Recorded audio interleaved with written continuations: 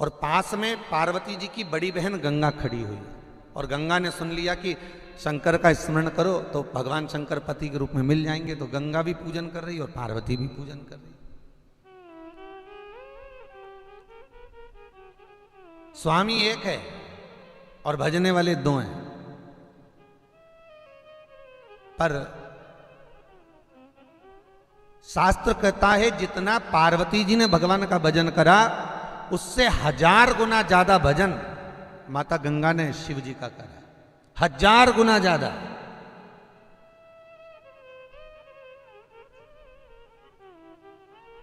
पार्वती जी जो व्रत करी वो तो आप लोग भी करते हो, तीज का व्रत है, हरतालिका का व्रत है, और जो जो व्रत आप लोग धारण करते हो, कुछ नहीं खाते, सब स्मरण करते रहते हो, बस प्राण खाते, बाकी का कुछ नहीं खाते। तो ऐसे व्रत तो तुम लोग करते ही रहते हो, मना नहीं है। पर पार्वती जी जितने व्रत करी उससे 1000 गुना ज्यादा व्रत मां गंगा ने किया है। पर पार्वती जी को मालूम पड़ा कि गंगा जी भजन कर रही हैं शंकर जी का, तो हो सकता है भोलेनाथ मुझे नहीं मिले और गंगा को मिल जाए। तो पार्वती जी ने विचार कर रहा कि ये गंगा से शिव जी का पीछा कैसे छुड़वाया जाए।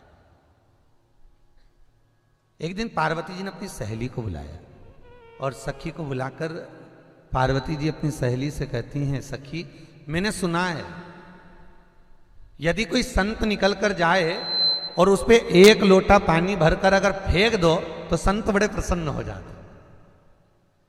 अब गंगा जी ने सुन लिया, और गंगा जी ने सुनकर सामने से दुर्वासा ऋषि निकल कर जा रहे थे, और दुर्वासा ऋषि जैसे ही निकल कर जा रहे थे तो गंगा जी ने 1 लोटा पानी भरकर दुर्वासा बाबा पर फेंक दिया। जैसे ही दुर्वासा ऋषि पर फेंका इतने में दुर्वासा ऋषि को क्रोध आ गया, और दुर्वासा ऋषि को क्रोध आया, और क्रोध आकर दुर्वासा बाबा ने कहा, गंगा तो हिमालय राज की बड़ी बेटी होकर तूने मेरा अपमान करा, मैं तुझे श्राप देता हूं गंगा कि तू स्त्री के शरीर को छोड़कर पानी के वेग में तू बहेगी। और वह गंगा पानी के वेग में बहने लगी, जल के रूप में वो गंगा बह रही है। गंगा को क्रोध आया, उसने हाथ में जल लिया, और हाथ में जल लेकर गंगा जी ने तुरंत जैसे ही जल हाथ में गंगा जी ली और माता पार्वती को श्राप देने के लिए जैसे ही आतुर हुई, पार्वती जी को जैसे ही श्राप देने के लिए आतुर हुई, बस उसी पल भगवान शंकर आकर खड़े हो गए। और भोलेनाथ जी ने कहा, गंगा क्या कर रही हो? गंगा कहती है, इस पार्वती ने मुझे श्राप दिलवाया, ये पार्वती ने अच्छा नहीं किया, इसने मुझे श्राप दिलवाया, मैं इस पार्वती को श्राप दूंगी और इसको फिर मैं रहने नहीं दूंगी। भगवान शंकर कहते हैं, अरे गंगा, अरे ओ गंगा, तू ऐसा क्यों कर रही है? तेरे को क्या तकलीफ है गंगा? गंगा कहती है कि मैं शिवजी आपका भजन कर रही थी, पर यह पार्वती ने आकर अपनी सहेली से कहा कि यदि किसी संत पर 1 लोटा पानी डाल दो तो संत प्रसन्न हो जाते हैं। तो भगवान शंकर बोले, इतना बता कि इसमें पार्वती की क्या गलती? गलती तो तेरी है, तू कान लगा के सुन क्यों रही थी?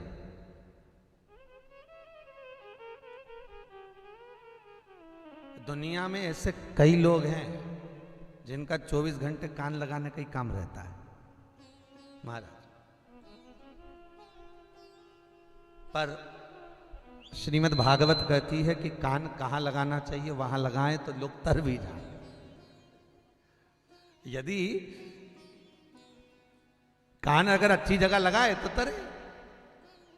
अब गंगा तूने कान लगाया, ये तेरी गलती है गंगा, गलती तेरी। गंगा जी बोली, प्रभु आप बताइए मैं क्या करूं? भगवान शंकर कहते हैं, गंगा सुन, तो इसको श्राप मत दे क्योंकि ये मेरी अर्धांगिनी बनेगी। प्रभु फिर भगवान कहते हैं, गंगा एक काम कर, मैं तुझे वचन देता हूं कि विवाह मेरा पार्वती के साथ में होगा, पर मेरे जितने बच्चे जन्म लेंगे तेरे गंगा के जल से ही जन्म लेंगे। भगवान शंकर के 13 बच्चे हुए थे महाराज, 7 लड़के थे और भगवान शंकर की 6 लड़कियां थी।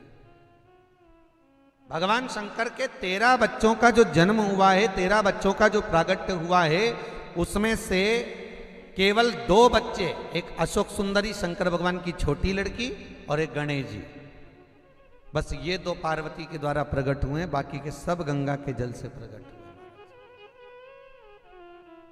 गंगा की आंख में जल भर गया। नाथ, आप मुझे भले वर दे रहे हो, मैं मानती हूं, पर मैं आपको पति बनाना चाहती थी। भगवान कहते हैं गंगा, मैं तुझे अर्धांगिनी नहीं बनाना चाहता था, मैं तुझे धर्मपत्नी नहीं बनाना चाहता था।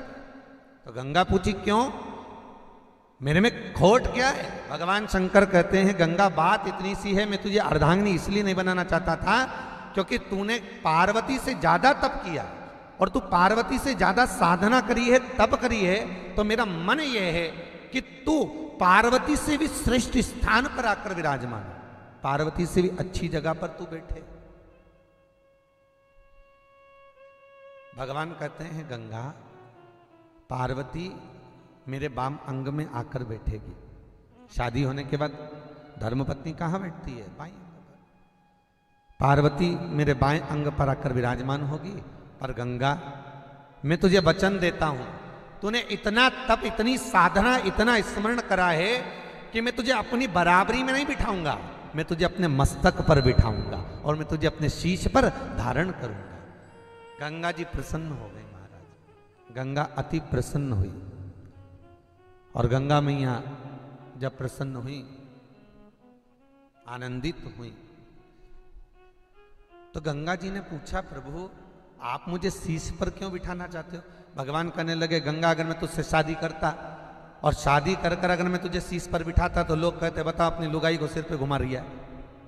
दुनिया के लोग क्या कहते? तूने इतना पुण्य, इतना भजन, इतना कीर्तन, इतना स्मरण करा है कि मैं तुझे मस्तक पर बिठाना चाहता हूं, और जब मैं तेरी आराधना करूं तू मस्तक पर विराजमान हो। तो गंगा कहती है, इस सब अपनी जगह पर मैं आपसे 2 वर मांगती हूं। बोलिए। एक वर तो ये कि गंगा जो नहाए उसमें शंकर का नाम साथ आए। तो भगवान शिव ने कहा, हर हर गंगे। लोग क्या बोलेंगे? हर हर गंगे। और दूसरा वर ये चाहिए कि किसी के मरने के बाद यदि उसकी हड्डियां, उसकी अस्थियां गंगा के जल में जब तक पड़ी रहे, तब तक वो जीव आत्मा भगवान विष्णु के बैकुंठ का निवास करती रहे। जितने समय तक गंगा के जल में अस्थियां जीव की पड़ी रहती है, उतने समय तक गंगा मैया के आशीर्वाद से, कृपा से जीव आत्मा उस बैकुंठ का निवास करती है, उस बैकुंठ में जाकर निवास करती है। महाराज वो जीव आत्मा बैकुंठ में रहती। शास्त्र कहता है महाराज, गंगा जैसे भगवान को पाना चाहती थी पर भगवान मिले नहीं, पार्वती को मिले, उसी तरह कोई कोई होते हैं जिनके मन में अभिलाषा रहती है कि मैं कथा कराऊं, स्मरण कराऊं, भजन कराऊं, कीर्तन कराऊं, नाम जाप कराऊं, मैं ये करूं। पर होता है किसी के भाग्य में होता है तो मिल जाता है, किसी के भाग्य में नहीं होता तो नहीं मिलता। पर कहीं कोई योग संजोग सीताराम सरकार के, ठाकुर जी के स्मरण हुआ कि गोयल परिवार में आज ये पुनीत पावन श्रीमद् भागवत कथा रूपी गंगा आकर विराजमान हो रही है और जीव का कल्याण कर रही है।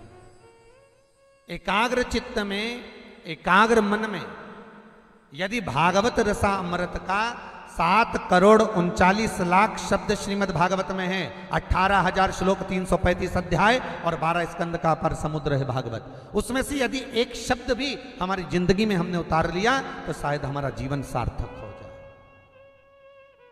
एक शब्द भी।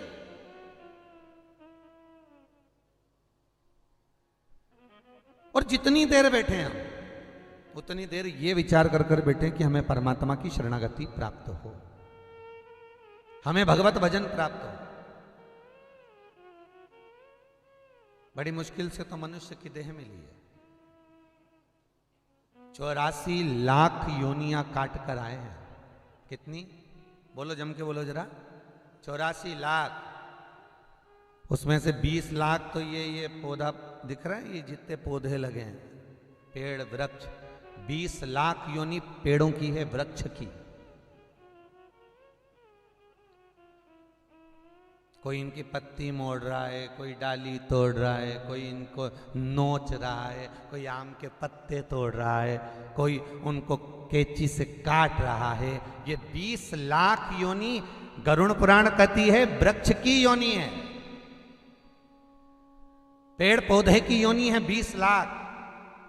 धूप में पड़े रहो, बारिश में पड़े रहो, ठंड में पड़े रहो और भोगो। ये 20 लाख योनि जो पेड़ पौधे की बनती, काय से बनती है? कहते हैं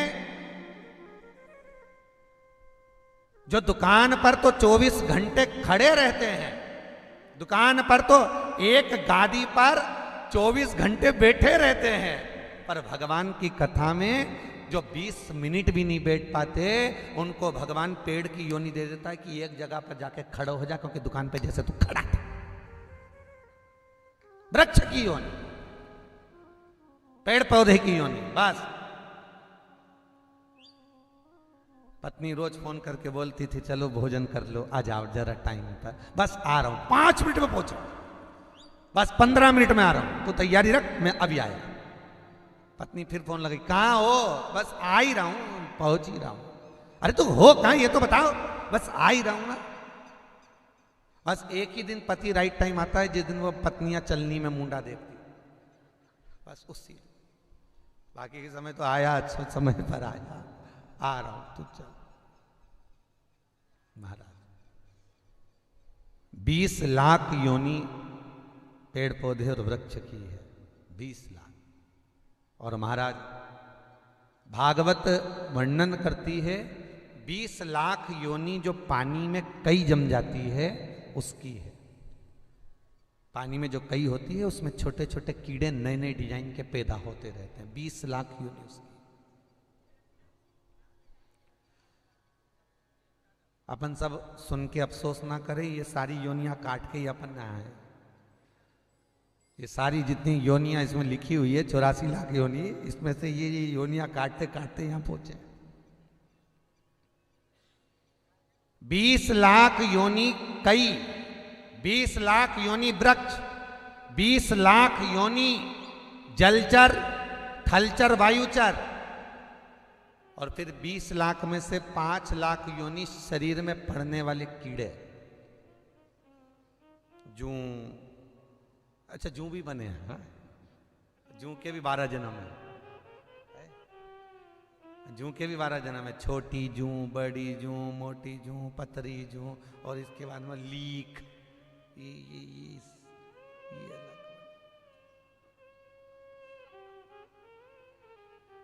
सारी योनियां काटने के बाद में फिर जो मनुष्य की देह मिली है, मानव का शरीर मिला है, ये बड़ी मुश्किल से मिला, बड़ी मुश्किल से। और मिलने के बाद उसको भी यदि हम गंवा दें तो हमारा जीवन व्यर्थ है महाराज, व्यर्थ। शास्त्र कह रहा है 24 घंटा तुम अपने परिवार को दे दो, 24 घंटे में से 23 घंटा अपने परिवार को, 23 घंटा अपने कुटुंब को, 23 घंटा अपने रिश्तेदारों को दे दो, 23 घंटे तुम अपने बच्चों को दे दो, 23 घंटा अपनी पत्नी को, अपने परिवार को तुम प्रदान कर दो। कितने घंटे? 23 घंटा। बस 1 घंटा बचा कर रख लो, वो अपने लिए रखो। क्या करना है 1 घंटे? 1 घंटे भगवान का भजन करना है, भगवान की सेवा करना है, ठाकुर जी से लाड़ लड़ाना है, ठाकुर जी का श्रृंगार करना। बस 1 घंटा बचा कर रखो। महाराज 23 घंटा जो आपने परिवार को दिया, मृत्यु के समय पर भान होगा कि जो 23 घंटा परिवार में, कुटुंब में, कबीले में, नातों में, रिश्तों में जो तुमने दिया वो व्यर्थ चले गया, और जो 1 घंटा तुमने भागवत जी को दिया वो तुम्हारा जीवन बनाकर चला गया। वो 1 घंटा भगवान का भजन, 1 घंटे जीवन बना।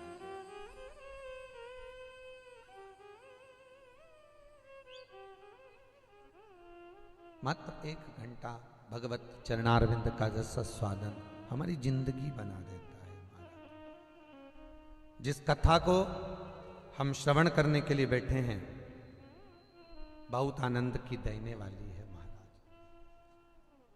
दुनिया के लोग इस भागवत जी को केवल पुराण कहते हो, पोथी कहते हो, पर ये व्यासपीठ से कईयों कथाओं का वाचन किया, पर दिल से कहता हूं ये केवल पुराण नहीं है, ये केवल एक पोथी नहीं है, ये केवल एक पुस्तक नहीं है, ये स्वयं मेरा कृष्ण वाम अंग स्वरूप आकर विराजमान होता है महाराज। भगवान कृष्ण के श्री विग्रह से जब उद्धव जी महाराज विदा हो रहे हैं, उद्धव जी महाराज की आंख में आंसू हैं, जब भगवान के चरण में बाण लगने वाला है, तब भगवान ने अपने हृदय से इस भागवत को प्रकट करा था भालुका क्षेत्र में। और आज भी दुनिया में एक ही जगह पर भागवत दान होती है जहां भगवान के चरण में बाण लगा था, भालुका क्षेत्र।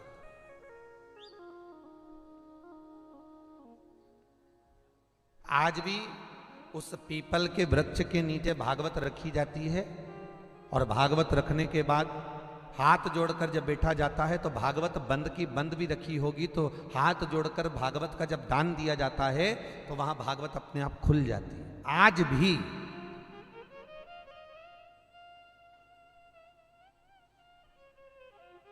भागवत वहां प्रदान की जाती है जहां पर भगवान कृष्ण ने उद्धव जी को भागवत दी। कभी आप लोग सोमनाथ जी जाएं, कभी द्वारका जी जाएं, तो आप जरूर दर्शन करें महाराज। भगवान भागवत का जहां दान दिए हैं, उद्धव जी ने पूछा ठाकुर आप मुझे कहां मिलेंगे? भगवान कहते हैं दुनिया के लोग मुझे वृंदावन में, गोकुल में, बरसाना में, नंदगांव में, द्वारका में, ना जाने कौन कौन से तीर्थ में जाकर लोग मुझे ढूंढेंगे। भगवान कृष्ण कहते हैं उद्धव मुझे कहीं ढूंढने की जरूरत नहीं है, अगर ढूंढना है तो भागवत के पंडाल में जाकर बैठ जाना, जहां भागवत होगी वहां मैं 7 दिन के लिए विराजमान होऊंगा, वहां पर मैं रहूंगा 7 दिन वहीं पर। आप जिस अभिलाषा से, जिस कामना से भागवत की शरणागति में बैठे हो, आप जिस अभिलाषा से भागवत को सुनने के लिए बैठे हो, आप पहले दिन से लेकर आखिरी दिन के बीच में आपके मन में जो अभिलाषा भागवत के प्रति आई है, भागवत महारानी वो पूरी कर देती है महाराज। भागवत उसको पूर्ण करती है। बस आपके मन में कोई कामना आई, भागवत जी ने पूर्ण करा। महाराज उद्धव ये भागवत ले। उद्धव जी ने पूछा ठाकुर मैं इस भागवत का क्या करूंगा? भगवान कहते हैं उद्धव ये भागवत मैं तुझे इसलिए दे रहा हूं कि जितने भी द्वारका में रहने वाले हैं, जितने ब्रजमंडल में रहने वाले हैं, मेरे साथ में जब मेरे पांव में बाण लगेगा, चरणारविंद में जब बाण लगेगा, तब मैं जाऊंगा गौलोक धाम के लिए, तब ये पूरे द्वारकापुर वासी द्वारका में डूबकर चले जाएंगे, सब जाएंगे। उद्धव जब ये सब चले जाएं, तब उद्धव मेरी रानियां पटरानियां रह जाएंगी, वो बैकुंठ नहीं जाएंगे, गौलोक नहीं जाएंगे। और आपने अगर कहीं भागवत सुनी हो तो ब्राह्मण ने यह वर्णन किया होगा कि भगवान की सारी रानियां पटरानियां 16,108 रानियां भगवान की वहीं रह गई थी महाराज। वो गौलोक नहीं गई। जब भगवान गए पूरी द्वारका गई, पूरे द्वारका में रहने वाले चले गए, ब्रजमंडल में निवास करने वाले चले गए, पर रानियां नहीं गए। 16,108 रानियां वहीं पर हैं। बस अर्जुन के साथ भेज दिया उनको, आप जाइए इनको ले जाओ। अर्जुन ने पूछा कहां? भगवान कहते हैं यहां से दूर ले जाओ द्वारका से, और ले गए आगे। उद्धव मेरी इन रानियों का उद्धार नहीं होगा। क्यों नहीं होगा? तो भगवान कह रहे हैं उद्धव सत्यभामा जी को अहंकार है सुंदरता का, रुक्मणी को अहंकार है, अभिमत्ता है वैभव की। मित्रवृंदा को अभिमत्ता है सत्ता की। यहां जितनी मेरी रानियां बैठी हैं सबको अभिमान भरा हुआ है, और अभिमान रखा हुआ जीव मेरी शरणागति में नहीं आ सकता, मेरी शरणागति में नहीं पहुंचे।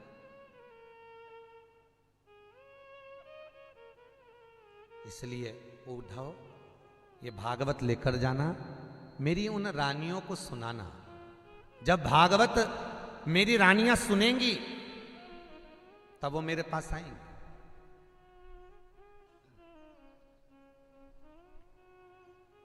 सबसे पहली भागवत किसने बाची थी और किसने सुनी थी?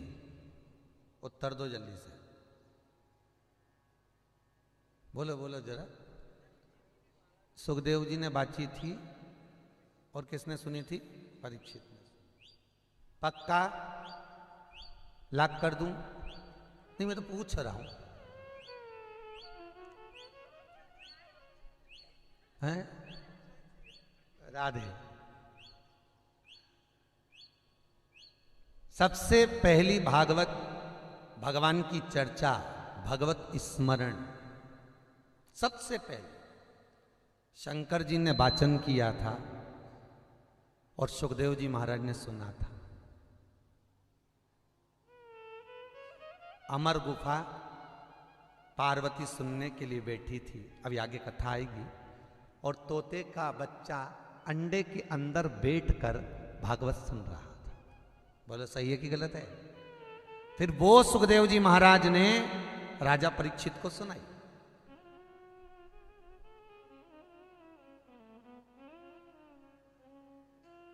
और यदि भागवत रसतत्व में और प्रवेश करे, सुबोधनी भागवत में अगर अंदर प्रवेश, 52 तरह की भागवत होती है महाराज, 52 तरह की भागवत, लक्ष्मी भागवत, वैभव भागवत, रामानुज भागवत, यमुना भागवत, गोसाई भागवत, श्रीमद् भागवत।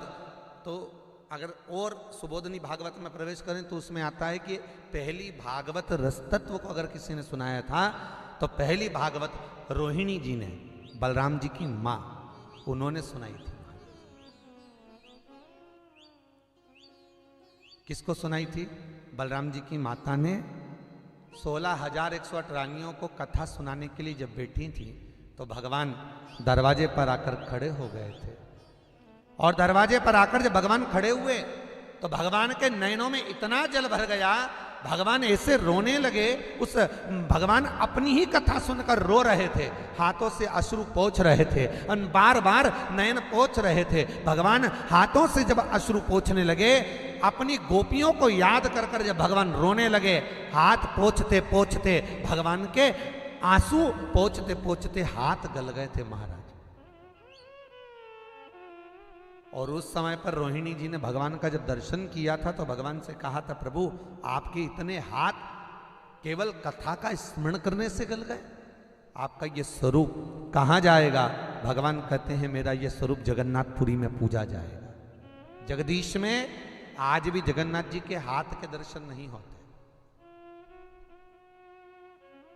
श्री विग्रह को सुन कथा। अब भागवत कह रही है कि प्रथम भागवत जो सुनाई वो शंकर सुना है, परंतु यहां स्वयं उद्धव जी महाराज के हाथ में भागवत जी प्रदान करी गई। उद्धव इस भागवत को लेकर जाइए, भागवत ले जाओ। प्रभु कहां, किस जगह? भगवान कहते हैं मेरी 16,108 रानियां जो गौलोक धाम तक नहीं पहुंच पाएंगी, उनको केवल एक भागवत ही रस तत्व है जो मेरे धाम तक पहुंचा सकता, केवल एक भागवत रस तत्व। ठीक है प्रभु। और उद्धव जी महाराज, भगवान कृष्ण ने अपने हृदय से इस भागवत को प्रकट कर कर उद्धव जी को दिया, और उद्धव जी उस भागवत को लेकर गए। सबसे पहली भागवत उद्धव जी ने 2 जगह पर भागवत का वाचन करा। एक, उद्धव जी भागवत का वाचन कर रहे हैं गोवर्धन नाथ जी की परिक्रमा में कुसुम सरोवर के पास में, जहां पर उद्धव मंदिर है। पूरी दुनिया में केवल एक ही मंदिर ऐसा है जिसका पत्थर हमेशा गीला ही रहता है। आप लोग गोवर्धन नाथ जी की परिक्रमा करे होंगे तो गोवर्धन नाथ जी की परिक्रमा में कुसुम सरोवर आता है, सबसे सुंदर सरोवर जहां छतरियां बनी हुई है, बड़ा सुंदर सरोवर आता है। तो कुसुम सरोवर के पास में से अंदर जाइए, रास्ता रहता है आप अंदर जाने का। तो अंदर जब प्रवेश करेंगे कुसुम सरोवर में, आप अंदर जाएंगे तो अंदर जाएंगे तो लेफ्ट में कुसुम सरोवर के पास में महाराज, लेफ्ट के बाद कुसुम सरोवर के पास वहां उद्धव जी का मंदिर है महाराज, कुसुम सरोवर के पास। और उद्धव जी का मंदिर, जहां का फर्श, जहां का पत्थर हमेशा गीला ही रहता है। क्यों? जब उद्धव जी महाराज ने श्रीमद् भागवत कथा का वाचन करना प्रारंभ करा, उद्धव जी महाराज ने जब कथा कहना प्रारंभ करी, 16,108 रानियां भगवान की कथा सुनने के लिए जब बैठी, तो नैनों से अश्रु बह रहे थे रानियों के, और वो आंसू बहा बहा कर रानियां उसी जल में डूबती चली जा रही थी महाराज, उसी जल।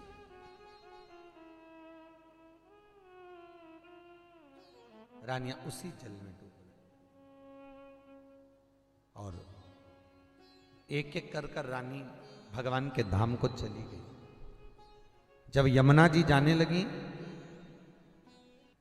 भगवान कृष्ण की चतुर्थ पटानी यमुना, चौथे नंबर पर जब वो जा रही थी, जैसे ही यमुना जी जा रही हैं, जैसे ही यमुना जी प्रवेश कर रही हैं गौलोक धाम के लिए, जब जाने लगी, तब उद्धव जी महाराज ने हाथ जोड़कर रोक दिया, यमुना जी आप मत जाइए। यमुना जी ने पूछा क्यों, मैं क्यों नहीं जाऊं? तो भगवान कहते हैं, उद्धव जी कहते हैं, यमुना सबको जाने दो पर आप रुक जाओ, क्योंकि आप यदि पृथ्वी पर रहोगी और इस ब्रजमंडल के आसपास आप विचरण करोगी, आपका जल का छींटा किसी एक जीव पर भी पड़ गया तो उसके हृदय में भगवान के चरणारविंद के प्रति भाव उत्पन्न हो जाएगा, इसलिए आप रुक जाओ। सारी रानियां 16,108 रानियों में से केवल एक यमुना जी थी जो पृथ्वी पर मृत्यु लोक में हैं, विराजमान रही हैं, बाकी के सब चले गए, केवल एक यमुना, बाकी के सब जा रहे हैं। अब उद्धव जी ने गोपियों को, भगवान की रानियों को कथा श्रवण कराई, बड़े भाव से आनंद से कथा का रस तत्व ग्रहण कराया, और गोविंद हरे गोपाल हरे, जय जय प्रभु दीन दयाल हरे, गोविंद हरे गोपाल हरे, जय जय प्रभु दीन दयाल, गोविंद हरे गोपाल हरे, जय जय प्रभु दीन दयाल हरे, गोविंद हरे गोपाल हरे, जय जय ताली से बजाते दयाल हरे।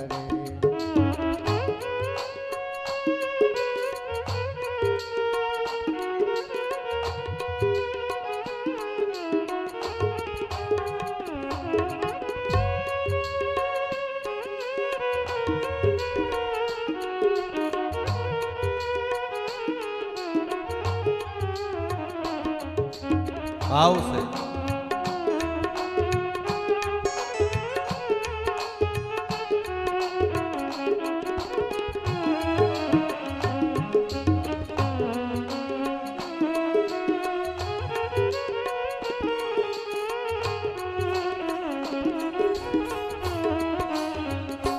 जय जय प्रभु दीन दयाल हरे, जय जय प्रभु दीन दयाल हरे, जय जय प्रभु दीन दयाल हरे, जय जय प्रभु दीन दयाल हरे, गोविंद हरे गोपाल हरे, जय जय प्रभु दीन दयाल हरे, गोविंद हरे गोपाल हरे, जय जय प्रभु दीन दयाल हरे। आओ उससे बड़े आनंद में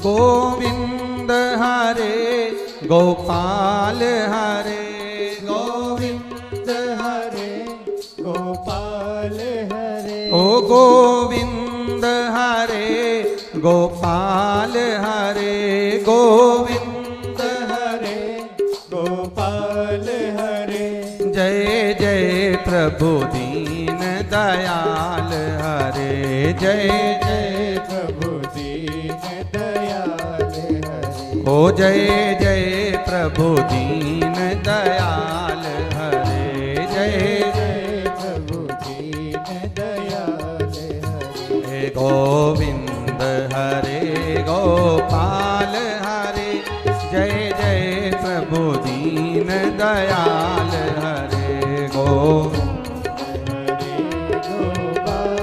हरे जय जय प्रभु दीन दयाल हरे बोल गोपाल कृष्ण भगवान की जय जय श्री। आवाज नहीं आई, जरा दमदारी से बोल राधे। भगवत चरणारविंद कारस्तक। भगवान कृष्ण की 16,108 रानियों को भागवत ही एक तत्व है जो ठाकुर जी से मिला देती है। और शायद हम तो कहें आज के युग में, आज के समय में अगर परिवार को, कुटुंब को, कबीले को अगर कोई जोड़ रही है तो वो भागवत ही जोड़ रही है। भागवत जोड़ने वाली।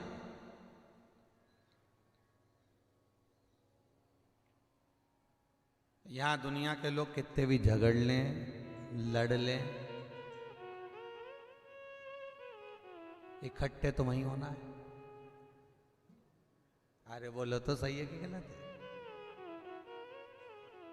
गुलाब जामुन खाओ चाहे खोपरा पाक खाओ, जाना पेट में ही। पर ब्रह्म में जी रहे हैं।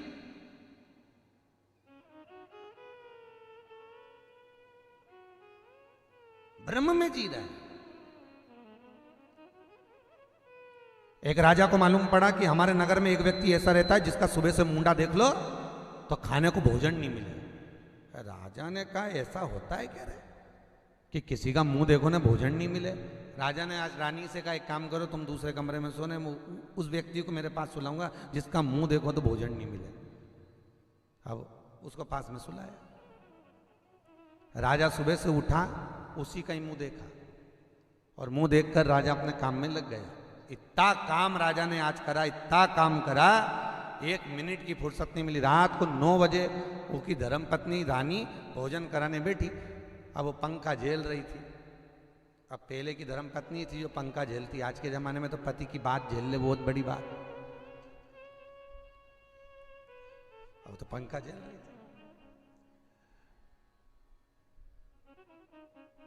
अब पंखा झेलती झेलती रानी बोली, स्वामी गजब हो गया, आज जिंदगी में पहली बार, अपने विवाह को 40 साल हो गए पर पहली बार ऐसा हुआ कि आप रात्रि को इतनी मध्य में भोजन कर रहे हैं। राजा बोला, वह खोलने का मुंह देखा ना, इसलिए आज भोजन नहीं मिला मेरे को। रानी बोली, अब जाने दो, तुम तो भोजन करो। राजा बोला, अपनी भोजन बाद में करूंगा, पहले उसको सजा सुनाऊंगा। राजा सिंहासन पर बैठा रात्रि को, और राजा ने बुलाया दूतों को, जाओ उसको पकड़ के लाओ। उसको लाकर खड़ा करा।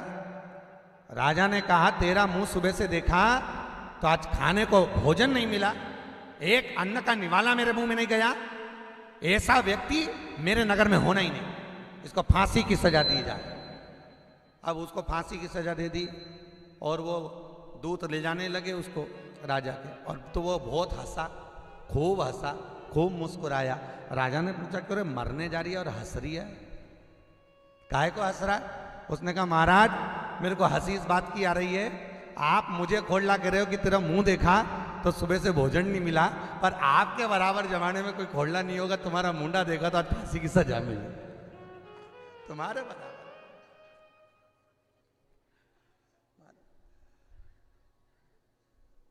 ना जाने आज मेरे को कौन किस्मत में लिखा था जो राजा सवेरे तेरे मुंह देखा।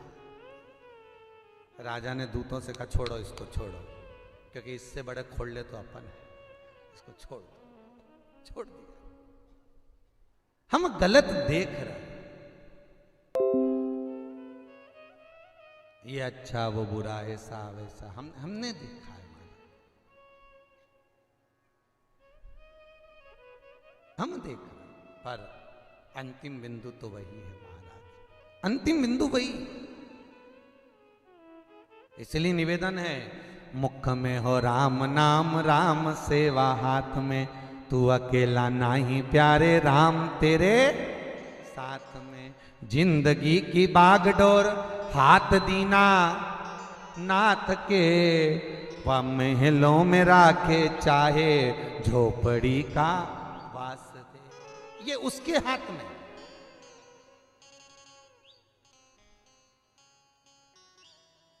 कराना करना ये सब उसी के हाथ में, सब उसके हाथ। उद्धव कथा कह रहे हैं, रानियां जा रही हैं। उद्धव जी ने दूसरी बार जो कथा कही, बद्रिकाश्रम में जब भागवत को लेकर जा रहे थे उद्धव, तो अलकनंदा नदी ने हाथ जोड़ लिए उद्धव जी के, उद्धव हमको कथा सुना दो। उद्धव जी ने कहा कथा तो कह दूंगा, कथा कहने में दिक्कत नहीं है, पर बात इतनी सी है कि अलकनंदा तू इतना शोर करती है। अलकनंदा नदी अगर आप लोग बद्रीनारायण गए हो तो अलकनंदा जब बहती है इतना कलकल करती, इतना कलकल करती कि नींद नहीं आती, तो इतना शोर करती है, तो कथा सुनेगी कैसे? अलकनंदा नदी कहती है उद्धव जी अगर आप कथा कहोगे तो मैं मौन हो जाऊंगा। बद्रीनारायण जाते समय उद्धव कुंड आता है, जहां पर अलकनंदा नदी कथा सुनने के लिए मौन हो गई। पूरी अलकनंदा सब दूर कलकल करती है, पर जहां भागवत उद्धव कुंड पर हुई है वहां अलकनंदा एकदम चुप हो गई महाराज, बोलती नहीं है, उसके शब्द नहीं निकलते, मौन।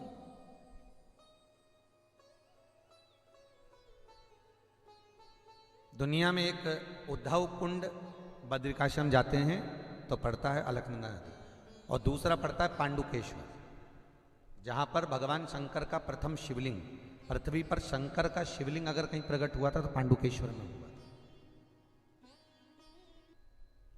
दुनिया में केवल एक पांडुकेश्वर का मंदिर ही ऐसा है जिसके पास में एक छोटा सा कुंड है, शिवलिंग में से पानी आता है, उस कुंड में जाता है।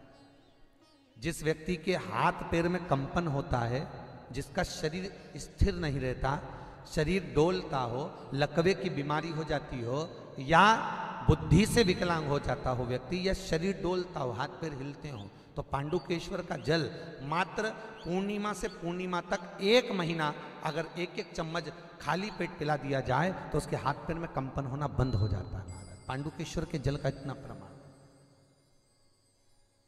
जहां शिव भगवान शंकर का प्रथम शिवलिंग वहीं प्रकट हुआ, पृथ्वी पर अगर शिवलिंग कहीं प्रकट हुआ तो वहीं प्रकट हुआ पांडुकेश्वर भगवान शिव। तो अलकनंदा नदी मौन हो गई, मुझे कथा सुनना। अलकनंदा मौन हुई, बद्रिकाश्रम में भगवान ने कथा सुनाई। उद्धव जी उस पोथी को लेकर, पुराण को लेकर बद्रिकाश्रम पहुंच गए, और बद्रिकाश्रम में पहुंचे जहां पर भगवान विष्णु बैठे हुए थे, तब साधना में लीन थे। उद्धव जी ने भागवत जी को, लक्ष्मी मैया से पूछा इस भागवत को कहां रखूं, इस भागवत को मैं कहां विराजमान करूं, इस भागवत को मैं ले जाकर रखूं कहां? भगवान विष्णु कहते हैं मेरी गोद में रख दो, लक्ष्मी जी कहती है मेरी गोद में रख दो। सारे 33 कौटी देवता इकट्ठे होकर हाथ जोड़कर स्तुति कर कर कहते हैं कि हमारी गोद में ये भागवत रख दीजिए, ये भागवत हमको दे दीजिए। भागवत रखने का भी स्थान है कि कहां इसको विराजमान करा।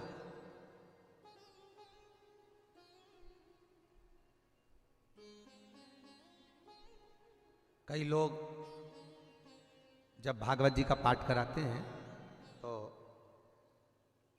कई लोग भागवत पाठ कराते हैं तो वो मूल पाठ पंडित जी जजमान को दे देते हैं, और यजमान को मूल पाठ जब देते हैं तो वो मूल पाठ लोग अपने घर में ले जाके रख देते हैं। अब घर में ले जाके रख दिया, उसके बाद में उसका जो कपड़ा पंडित जी ने बांध कर दिया था वो कपड़ा आज तक बंधा हुआ है।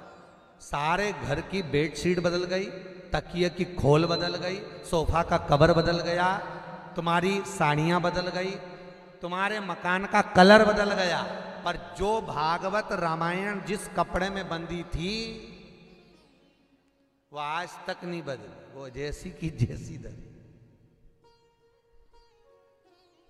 बेसिक। और रोज भगवान से कह रहा, भगवान मेरा जीवन थोड़ा सा बदल दो, थोड़ी कृपा कर दो। भगवान बोले तूने सब कुछ बदला, मेरा कपड़ा बदला? जब तू मेरा दुनिया की वस्तुएं बदल दी तूने, तो मेरा कपड़ा नहीं बदला, तो मैं काय को तेरा जीवन बदलूं? मैं क्यों बदलूं?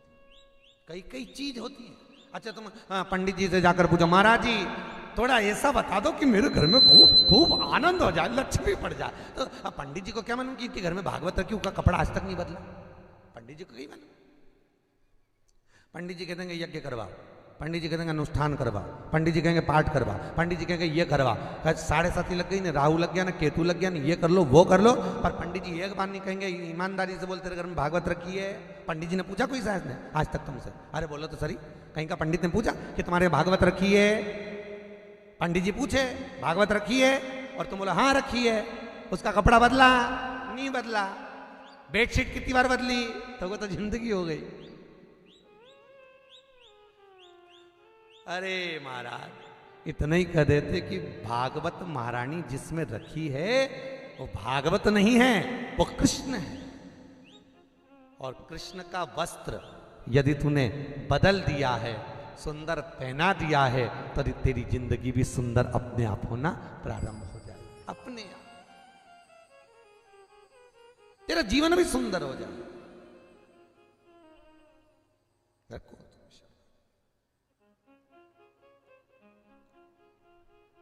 और भागवत शरणागति का सुख देते हैं। अब 33 कौटी देवता सारे की सारे कह रहे हैं कि भागवत हमें दे दो। ब्रह्मा कह रहे हैं हमें, कोई कह रहा है हमें, कोई कह रहा है हमें, भागवत हमें दे दो। पर कोई भागवत भगवान दे उद्धव जी तब तो बात है। उद्धव जी ने नहीं दी। आखिरी में आए कुबेर जी, और कुबेर जी ने आकर कहा कि ये भागवत हमें दे दो, ये भागवत हमें दी जा।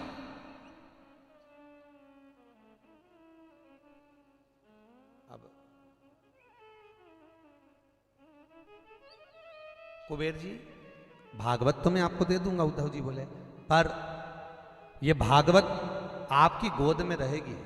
एक वचन चाहता हूं, क्या ये भागवत आपकी गोद में रहे, और जब ये भागवत उठे, उठने के बाद में आपके हस्तकमल, ये जिस जगह पर भागवत बैठे उस जगह पर तुम्हारा हस्तकमल सदा विराजमान होना चाहिए। इसलिए भागवत को जब भी कोई वेद पाठी रखते हैं तो कोई सिक्के के ऊपर रखते हैं। सिक्का मतलब कुबेर, कुबेर का हस्तकमल 7 दिन के लिए भागवत के नीचे आकर विराजमान हो जाता है, और भागवत उसको गोदी में कुबेर जी महाराज लेकर बैठते हैं। शास्त्र कहता है भागवत की शरणागति में, भागवत के चरणों में, भागवत की सेवा में ये जो 4 पाई की चौकी रखी जाती है जिस पर भागवत रहती है महाराज, ये 33 कौटी देवता कुबेर जी महाराज को हाथ लगाकर खड़े रहते हैं कि ये भागवत हमारे हस्तकमल पर आकर विराजमान, हमारे हस्त।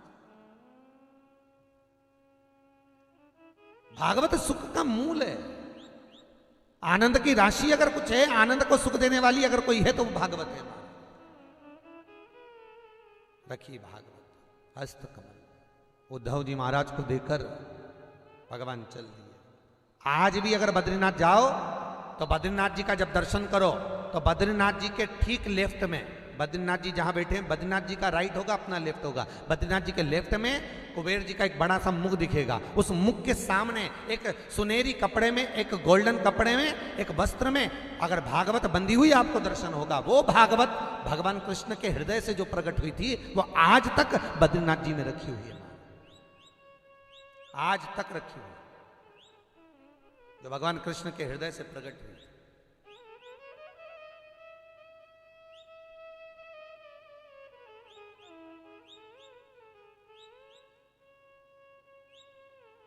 महाराज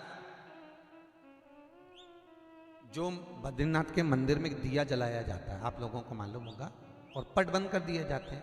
जो बाहर लक्ष्मी जी हैं उनको भगवान नारायण की छाती से लपेट दिया जाता है, भगवान विष्णु के गले से लगा दिया जाता है और एक कम्बल उड़ा दिया जाता है घी लगाकर।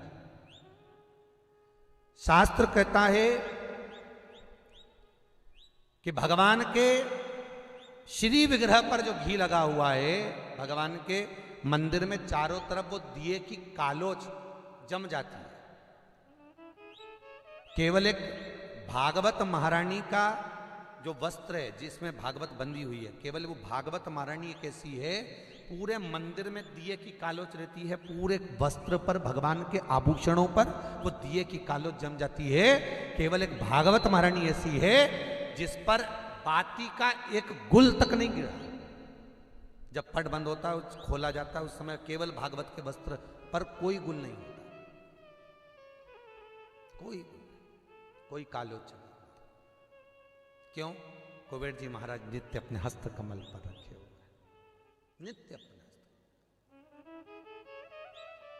विराजित हो गई बात। समय आया, आगे जो चरित्र कहा है महाराज, सुंदर व्याख्यान वर्णन किया। 7,39,00,000 शब्द के इस अपार समुद्र में भगवान शिव शंकर बैठे हैं, अलमस्ती में बैठकर आनंद से पार्वती जी ने उनसे प्रश्न किया है, भोलेनाथ आपके गले में इतने सारे मुंडे किसके हैं? भगवान शंकर ने कहा ये सारे मुंडे तेरे हैं। शंकर भगवान के गले में 2 तरह के मुंडे के दर्शन होते हैं। शिव जी के गले में 2 तरह के मुंडे रहते हैं, आप लोगों ने दर्शन करे होंगे। एक शंकर जी के गले में जो मुंडे होते हैं, उस मुंडे को देखोगे तो उसमें मूंछ हो, करे दर्शन आप लोगों ने। और एक शंकर जी के गले में जो मुंडा होता है वो केवल उसमें कपाल होता है, अर्थात हड्डियों का मुंडा। 2 तरह के मुंडे हैं भगवान शंकर के गले। एक मुंडे जिसमें मूंछ बनी हुई है, वो शंकर भगवान के गले में राहु और केतु के मुंडे। और एक मुंडे जो शंकर भगवान के गले में बने हुए हैं, वो माता पार्वती के जन्म हो चुके थे। 51 जन्म माता पार्वती के हुए हैं, वो पार्वती के मुंडे। पार्वती जी ने पूछा प्रभु ये आपके गले में इतने मुंडे किसके हैं? शंकर भगवान बोले सब तेरे। पार्वती जी बोली इतने मुंडे और मेरे? हाँ सब तेरे। पार्वती जी बोली गिन लूं? गिन ले। पार्वती ने गिनती लगाई, 51 मुंडे शिव जी के गले में थे। पार्वती जी बोली भोलेनाथ मैं 51 बार मर चुकी हूं क्या? शंकर भगवान बोले हाँ तो 51 बार जन्म भी ले ली, 51 बार चली हूं।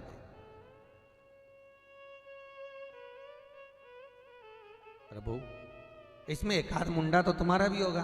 शंकर जी ने पूछा क्यों? पार्वती जी बोली 51 बार मैं गई, 1 बार तो तुम भी निपटे होगे, एक आध मुंडा तो तुम्हारा।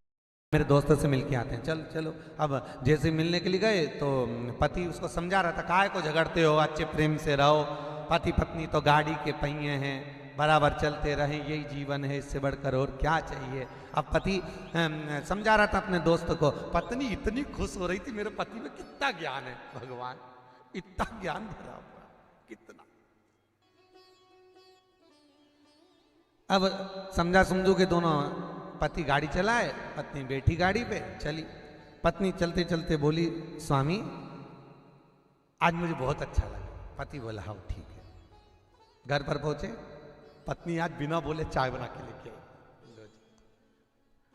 पति बहुत खुश हुआ, अकल उसको दी, आ गई इसमें बहुत प्रसन्न। स्वामी एक बात पूछूं आपसे? हाँ पूछ। आप बोल रहे थे पति पत्नी गाड़ी के 2 पहिए होते हैं और दोनों बराबर पे चलना चाहिए, दोनों को आनंद में रहना चाहिए, जीवन सुखमय निकालना चाहिए। मैंने सारी बात सुनी पर मेरे मन में एक संशय आ गया। पति बोला कौन सा संशय? पत्नी बोली मान लो गाड़ी का एक पहिया पंचर हो जाए तो? पति बोला तो उसमें कौन सी बड़ी बात है, स्टेपनी लगा के निकल जाना है। पत्नी लाई अंदर से झाड़ू। मैं तुम्हारे लक्षण पहले से ही जानती थी, मुझे पहले ही मालूम था। तुम जो ये ज्ञान दे रहे थे मैं सब समझती हो, तुम ये मत सोचना मैं नहीं जानती। अब मां गीता जी सुना कर आए या महाभारत बच गई? महाभारत चलो। अब भगवान सुंदर आनंद में, पार्वती जी ने पूछा आपके गले में इतने मुंडे किसके हैं? भगवान बोल रहे सब तेरे।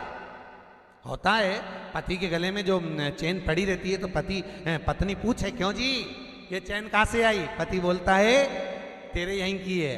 जब घोड़ी चढ़ के दरवाजे पर गया था, तोरण लगाई थी, तेरे पिताजी ने गले में एक चेन पहनाई थी। बस वो एक ही चेन इतनी भारी पड़ गई, उस दिन से मैं खुद बेचैन हो गया। वह एक ही इतनी भारी पड़ी। अच्छा वो तो ससुर जी ने 2-3 नहीं पहनाई, 2-3 पहना देता तो रात की नींद भी उड़ जाती। एक ही इतनी भारी। स्वामी आपके गले में इतने मुंडे? हाँ। भगवान शंकर से पार्वती जी बोली प्रभु इसमें एक भी मुंडा आपका नहीं है? नहीं। प्रभु जिस कथा को आपने सुन रखा है वही अमर कथा, जिसके कारण आप कभी मरते नहीं हो, आपके प्राण नहीं छूटते, वो अमर कथा मुझे सुनना। शंकर भगवान ने कहा ठीक है, ले त्रिशूल, सारे जीव जंतुओं को भगा कर आइए, जाओ। और पार्वती जी त्रिशूल लेकर गई, सबको भगा कर आकर पार्वती जी कथा सुनने बैठी। जैसे ही पार्वती जी कथा सुनने बैठी, इतने में शंकर भगवान ने कहा पार्वती बैठो। पार्वती जी बैठ रही थी पास में, शंकर भगवान ने कहा पास में कहां बैठो, नीचे बैठो जमीन पे, कथा सुनना है। पार्वती जी सुन।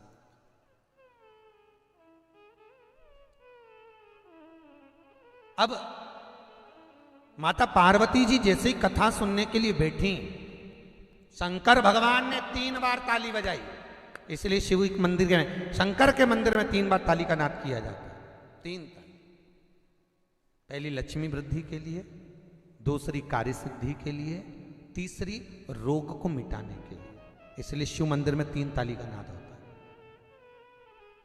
3 ताली भगवान शंकर ने जैसी बजाई, बजाते ही एक तोता जो गर्भ से था, वो तोती जो गर्भ से थी, उसका अंडा प्रसव हो गया और तोती भाग गई। अंडा कोटर में गिर गया। कथा प्रारंभ हो गई। भगवान कह रहे हैं पार्वती कथा 2 तरह से होती है। एक कथा वो जिसमें वक्ता कहे और श्रोता आंखों से देखकर, कानों से सुनकर समझ जाए, और दूसरी कथा वो जिसमें वक्ता कहे और श्रोता हुंकारा भरते चले जाए। पहले जो कथा होती थी ना मंदिरों में, पुराने समय में, आजकल तो भागवत बहुत होती, पहले जो कथा होती थी मंदिरों में होती थी। और मंदिरों में माताएं ऐसी बूढ़ी बूढ़ी आके बैठ जाती दीवार से टिक टिक के सब। और पहले की माताएं तो घूंघट भी बहुत करती थी, इतना तक घूंघट कर करके दीवार से टिक टिक के बैठ जाए। अब टिक के बैठ जाए, महाराज जी कथा बाजता जाए और ये हुंकारा भरती जाए। लीलावती का पति पानी में डूबी गया, कलावती ने सत्यनारायण जी की कथा कराई। अब ये हुंकारा भरती जाए। अब हुंकारा भरते भरते 25-30 तो घुर्राटा भी भर ले। अब किसको मालूम पड़े हुंकारा भरे घुर्राटा।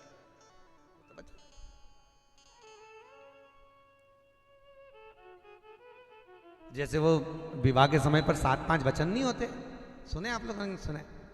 शादी हुई होगी, सुने होंगे ना, पंडित जी ने बातें होंगे। 7-5 वचन नहीं होते।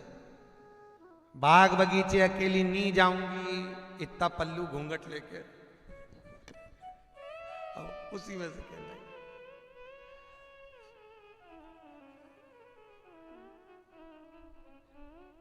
कथा सत्संग मंदिर देवालय जब भी जाऊंगी तुम्हें साथ लेकर जाऊंगी। अब मुंडी तो ऐसी हिला भगवान, यही चक्कर में हमने ब्याह शादी कराना बंद कर दिया, क्योंकि ये इनके वचन बीच में बेचारा पंडित फंसे। वचन दिलवाने वचन 7-5 वचन। अब पार्वती मैया नयन जल, भगवान शिव कह रहे पार्वती कौन सी कथा सुनेगी? पार्वती जी कहे भोलेनाथ जी इतने दिन से तुम्हारा मुंह देख रही, कोई फायदा नहीं हुआ, तुम तो कथा के दो, मैं हुंकारा भर दूंगी। शंकर भगवान समझ गए हो गई कथा, हो गई फिर। और पार्वती जी जैसी बैठी कथा सुनने, शंकर जी कथा कहे, पार्वती जी हुंकारा भरती जा। हुंकारा भरते भरते भरते भरते भरते भरते 8 स्कंद हो गए, 9वां स्कंद हो गया, 10वां स्कंद हो गया।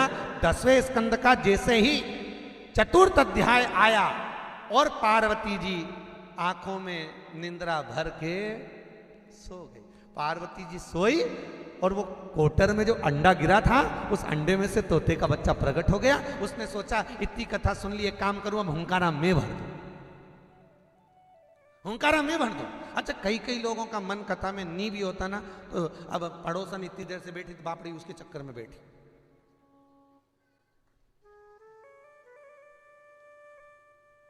अच्छा, मन लगे भी नहीं तो रामदेव बाबा का सारा आसन भी लगा ले।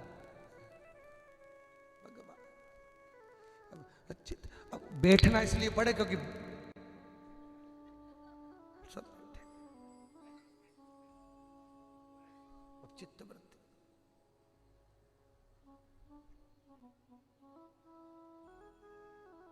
और अगर बाजू वाली सो भी रही हो, सो रही क्या, तो ऐसी ऐसी क्या कर रही, भगवान भाग रिया तो बुला रही, अब वो बुला। पार्वती मैया की नैनों में नींद भर गई, माता तो सो गई। हुंकारा भर रहा हो तोते का बच्चा, और तोते का बच्चा हुंकारा भरे, पार्वती मैया सोए, कथा पूरी चली। कथा होते हो, कथा क्यों रुके, अब कोई सोए चाहे गाए चाहे नाचे वो उसकी मर्जी, कथा तो चले। अच्छा, तुम कथा में देखना बहुत चतुर चतुर माता आती हैं, साथ में रुमाल में सुपारी भी बांध के लाती है, चुपचाप से, जैसी थोड़ी सी भी बोरियत होए। अच्छा है, राम जी हो तुम्हारे अपने इंदौर में तो फिर भी ठीक है, वहां झाबुआ साइड जाओ तो वहां पर दरवाजे पे एक एक डिस्पोजल देते हैं। तो हमने पूछ लिया कथा करने गए, तो ये डिस्पोजल काहे को दिया रे कथा सुनने वालों को, कि वहां से पानी ले लेंगे और डिस्पोजल हम दे रहे हैं। क्यों, तो कि जहां कथा सुनने बैठते हैं वहां डिस्पोजल रख के बैठते पानी का। क्यों, कि नींद आती तो ऐसा मान, झाबुआ साइड में ये स्थिति। अच्छा, भगवान कृपा करा या तुमने डिस्पोजल नहीं बांटा। अब कहे जगत जननी सो गई, निंद्रा आ गई, कथा पूरी हुई। शंकर भगवान बोले बोले भागवत महापुराण की। अब जैसे ही जय बोले तो पार्वती जी उड़ गई। भोलेनाथ कथा हो गई, शंकर भगवान बोले तू के सो रही थी। अब पार्वती कहते मैं सो रही थी, तो शंकर भगवान को गुस्सा आ जाए, प्रभु सो नहीं रही थी। तो जब आपने कथा कही ना, मेरा मन 10वें स्कंद तक तो सुना, 10वें स्कंद के बाद मेरा मन गोपी का बन गया, और गोपी का बनकर भगवान के साथ रास करने वृंदावन चले गया। भगवान शंकर मन में सोचे बेटा बेटी यहां पहुंच गई, वहां बैठी गया, मेरा मन वृंदावन चले गया। शंकर भगवान बोले तो इसके बाद सुनी नहीं सुनी, तो शिव जी ने कहा फिर तूने हुंकारा नहीं भरा, तो हुंकारा किसने भरा, हुंकारा भरा किसने। जो शिव जी का ध्यान गया कोटर में तोते का बच्चा था, शंकर भगवान ने कहा इसने हुंकारा भरा है, और भगवान शंकर त्रिशूल लेकर तोते के बच्चे को मारने के लिए भागे। तोते का बच्चा आगे, शंकर भगवान पीछे, भागता भागता तोते का बच्चा व्यास जी महाराज के घर पहुंच गया, व्यास जी महाराज के आश्रम में पहुंच गया। व्यास जी महाराज की धर्मपत्नी जिसका नाम था बीठीका छत पर खड़ी थी, बाल वार रही थी। बाल सुखाते सुखाते बीठीका को आ गई जमाई। तोते के बच्चे ने सोचा इससे अच्छा छुपने का स्थान नहीं मिलेगा, और जैसे ही इसको जमाई आई, तोते का बच्चा मुख में प्रवेश कर गया और बीठीका के गर्भ में जाकर बैठ गया। इसलिए हमारे यहाँ जब भी जमाई आती है तो लोग चुटकी बजाते हैं या रुमाल रखते हैं।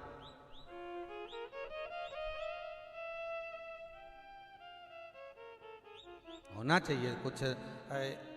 हमारे उधर एक पंडित जी हैं पांडे महाराज, तो वो कथा कर रहे थे, अब रामायण बाच रहे थे। रामायण में आ गया कि सुरसा ने मुंह फाड़ा और हनुमान जी उसमें प्रवेश करे, तो उन्होंने मुंह फाड़ के दिखाया। रात की कथा थी, इतना में कीड़ा भरा गाँव महाराज। अब खा खा करे, सारे लोग उठा के उनको चक्कर आ गए, फिर उनको लेके हॉस्पिटल गए, 3 दिन भर्ती रहे और कीड़ा निकला मुंडा में से। सुरसा ने मुंह फाड़ा, हनुमान जी अंदर घुस गया, उनने सही में मुंह फाड़ के दिखा दिया, इतने में बिजली का कोई कीड़ा अंदर बता गया, हो गया। अब जैसे ही बिठिका ने मुख को फाड़ा, जमाई ली, और जमाई लेते ही उसमें श्री सुखदेव जी महाराज प्रवेश कर, तोता का बच्चा प्रवेश कर गया। तोते का बच्चा गर्भ में। शंकर भगवान आकर बोले वेदव्यास जी से, महाराज आपकी पत्नी हमारी दुश्मन है। वेदव्यास जी बोले, पत्नी हमारी दुश्मन तुम्हारी कैसे हो सकती है, ये बताओ, दुश्मन तुम्हारी कैसे हो? शंकर भगवान बोले, हम हमारी धर्मपत्नी पार्वती को अमर कथा कह रहे थे। वो अमर कथा इस तोते के बच्चे ने सुन ली, तो वेदव्यास जी बोले, महाराज उसने अगर अमर कथा सुन ली तो वो तो हो गया अमर, अब वो कोई मरने वाला तो है नहीं, अब वो कोई मरेगा तो है नहीं। अब आप सोचें कि हम मार दें तो ना मरे। होता है कभी कोई व्यक्ति कितना ही बुरा चाहे तो भी व्यक्ति बहुत उन्नति करते चले जाता है, खूब होता है। एक ठंड का समय था, ये दो दोस्त जा रहे थे, अब इतनी ठंड पड़ रही, इतनी ठंड पड़ रही, दोनों दोस्तों ने विचार करा अब जरकीन एक ही थी, अब जरकीन एक, तो उसने पीछे वाले की जरकीन थी, अब उसने कहा भाई एक काम करें, तू इस जरकीन को ऐसी उल्टी पहन ले, मतलब जरकीन की जो चेन है वो इधर पीछे हो जाएगी और तू आगे, और तू चढ़ाएगा तो ठंड नहीं लगेगी। जरकीन में चेन भी नहीं थी, बड़ी परेशानी। अब बेचारे ने उसको आगे वाले को जरकीन दे दी, जरकीन पहनी उल्टी, उल्टी चली तो कहीं एक ठेले से टक्कर खा गया, टक्कर खा के नीचे गिर गया। गांव के लोग आगी से हाथ ताप रहे थे, उन्होंने जाके उठाया तो देखा बेचारा, बताओ इसकी तो मुंडी टेढ़ी हो गई। अब उसने उल्टी पहन रखी, पर गांव के लोगों को लगा कि मुंडी टेढ़ी हो गई। उन्होंने कहा तू दो जनी इसका हाथ पैर पकड़ो और एक जनी मुंडी सीधी करो। अब गांव के लोगों ने दो तीन ने उसका हाथ पैर पकड़ा और जहां उसकी जरकीन की चेन थी मुंडी को वहां घुमा दिया। अच्छा खासा जीता हुआ आदमी को मार डाला। क्या करो, मुख में प्रवेश। वेदव्यास जी महाराज बोले वो नहीं मर सकता, वो अमर है, उसने कथा का रसतत्व ग्रहण किया, उसने कथा रसतत्व को धारण किया। ठीक महाराज। शंकर भगवान वापिस चले गए। तोते के बच्चे को कहते हैं शुक, और व्यास जी महाराज की धर्मपत्नी के गर्भ से जन्मा, इसलिए कहलाया देव। दोनों को मिला दो तो हो गया सुखदेव। वेद व्यास जी महाराज ने अपनी पत्नी के गर्भ की स्तुति करी, तब सुखदेव जी महाराज प्रकट हुए। जन्म लेते ही वन की ओर जाने लगे। वेद व्यास जी ने रोका, मत जाइए, आप रुको, आप रुकिए, वन की ओर जा। कहां जा रहे हो? महाराज मुझे गृहस्थाश्रम में नहीं पढ़ना, मैं गृहस्थाश्रम में नहीं पढ़ना चाहता। इतने में तुरंत वेद व्यास जी महाराज कहते हैं सबसे बड़ा यदि कोई आश्रम होता है तो गृहस्थाश्रम होता है। साधु सन्यासी तपस्वी साधक उपासक महात्मा जोगी सन्यासी तपस्वी बनना सरल है, गंगा के घाट पर बैठकर भजन करना सरल है। वेद व्यास जी कहते हैं सबसे बड़ा आश्रम गृहस्थाश्रम, परिवार में रहकर भगवान का यदि एक बार भजन भी कर लिया उतने में भी भगवान तार देता है। महाराज परिवार में रहकर भगवत भजन करना कठिन। 2 मिनट माला लेकर बैठ जाओ, भगवान का भजन करने बैठ जाओ। कई लोगों को देखा हमने, माला लेके बैठे हैं, जीवड़ा लगा,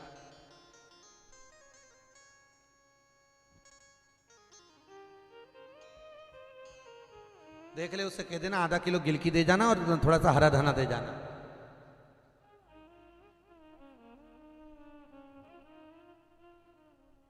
दूध वाला आया, उससे कह देना आधा किलो दूध दे, एक थैली वहां रख दे और एक थैली इधर रख दे, पूजन में। अब माला भी जप रही और पूरे घर का काम भी कर रही। कई कई तो बाथरूम से हनुमान चालीसा चालू करते हैं, जय हनुमान ज्ञान गुण सागर जय कपि रामदूत बलराम जन पुत्र पवन सुत नवा महावीर विक्रम बजरंगी कुमति निवास मत के संगी कांचन वरन विराज सुएसा कानन कुंडल कुंचित कैसा हाथ में जो जा विराज कांधे।